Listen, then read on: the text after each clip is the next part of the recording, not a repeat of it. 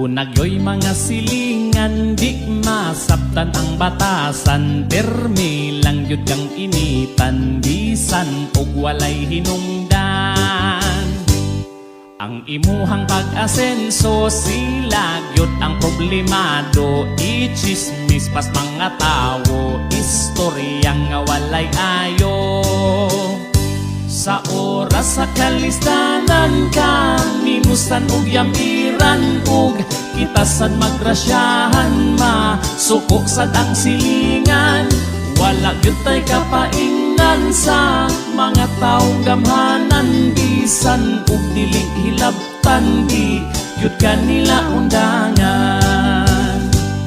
Doon na po'y mga silingan, maayo ikaatubang, pero sa likod na nimo o na yon rakas karaho.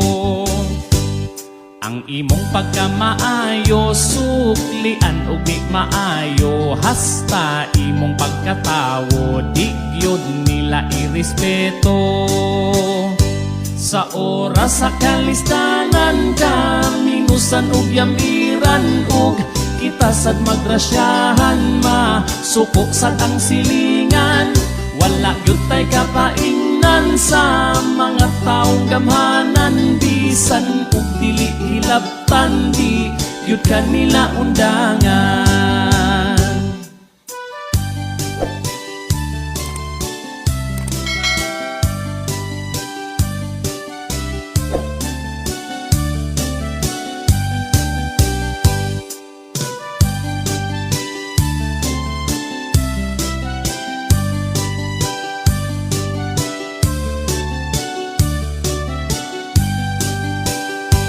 Sa oras sa kalistanan ka, minusan ug yamiran ug kitasan magrasyahan, masuko sad ang silingan.